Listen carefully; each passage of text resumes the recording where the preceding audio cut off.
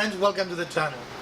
If today is your first visit, we want to extend you a very warm welcome and to invite you to look around at our playlist, as we are confident you're going to find something that you will find useful and you will enjoy.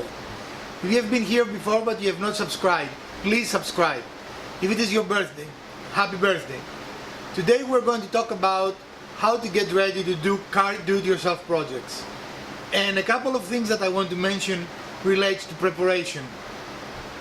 First of all, your own preparation. Make sure that you research what you're going to do. If possible, buy a manual or two. I prefer the Haynes manuals. I find them to be very useful and well detailed and well illustrated. And also evaluate yourself. Are you capable to do the repair you are going to attempt? And also, do you have the tools required? Many stores that sell car parts like O'Reilly's and AutoZone and Napa will loan you the tools, so you don't have to go out and buy specialized tools that you might only use once or twice in your career. Then make sure that you are comfortable, well rested, and have a safety person along with you. Never walk under a car using just a hydraulic jack, as they are known to lose pressure and lower themselves.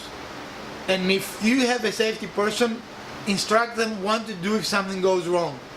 For example, if the car starts lowering itself, have them ready to pump the hydraulic jack again so you can get out of the car. Make sure that you have jack stands to support the weight of the vehicle, and they're rated for the weight of your car. For example, if you have a 5,000 pound car, 3-ton jack stands will be sufficient because they're 3 tons each, so they can lift 6,000 pounds. But 2-ton jack stands will not be sufficient because the combined ability of the jack stands to support the vehicle is only 4,000 tons. So be careful to know that you have the correct equipment and the correct jack stands. It is also a good idea sometimes to lift both the front and the rear of the car. In other words, make sure you have 4 jack stands instead of just 2, as a lot of times that will give you more space to work under the vehicle. You need some basic tools. Definitely, I have moved away from air tools, as I've purchased a cobalt impact gun that without any difficulty can remove the lug nuts from my wheels. And since I bought it, I have not used my pneumatic tools once. I'm very pleased with that tool, and I'm using it constantly. Even when you change wheels, make sure that no part of your body is under the vehicle in case the vehicle drops on you. If you're under the car, make sure that you are comfortable, that you can see well, and that you have eye protection.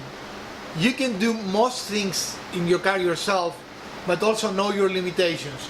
For example, I will do most everything in a car, but at this stage I will not, unless I have someone that knows what they're doing, try to remove a transmission, because that's something that is very complex.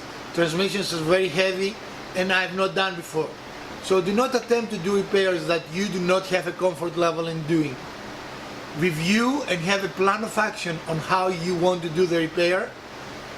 And part of your preparation, have all the tools that you will need readily available. And if you have a helper, that also is a very good idea, because that person can hand you tools so you don't have to come in and out of the car.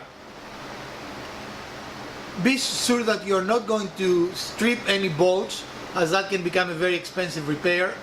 And also, it's a good idea to have a torque wrench. Sorry. Make sure you have a torque wrench, because many bolts and many fasteners in your cars will require to be tightened in a specific torque. So a good torque wrench is a great tool to have. And also remember to always return it to 0 after every use, because that will really make your torque wrench last much longer.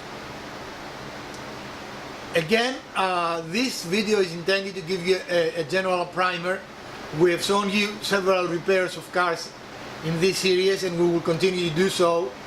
But don't forget that ultimately you should not take on something you do not feel comfortable or that you do not feel that the car is safely lifted off the ground. It's a good idea after you put the car up on jack stands to give it a gentle shake. If the car shakes, then do not get under it. As much as you can, make sure that you lift the car in as level surface as you can, and never support the car in an under area that it is not strong enough. We're going to make a video to show you in the future, probably next video actually, how to correctly jack a car without jacking it up, in other words, without making damage. Even the pinch wells can actually bend if you don't do it correctly, and that can end up being an expensive repair, as you can actually bend the whole frame of the car. If you need to lift the car fairly high, do it in steps. Lift the front a little bit, lift the back a little bit, put jack stands and go back and forward. Lifting the car too high poses the risk of actually bending the frame. If you have any questions I can answer relating how to work on cars, please leave a comment and I will make sure that I will answer any question you pose. This is it for today. I hope you enjoyed this short video and you found value of it. If you did, please smash that like button. If you didn't, the nasty rumor that the other button works as well still persists. Share, subscribe and comment, and we're going to see you on Sunday with a woodworking project. From the Garage Woodworker and Mrs. Woodworking, I bid you a great week.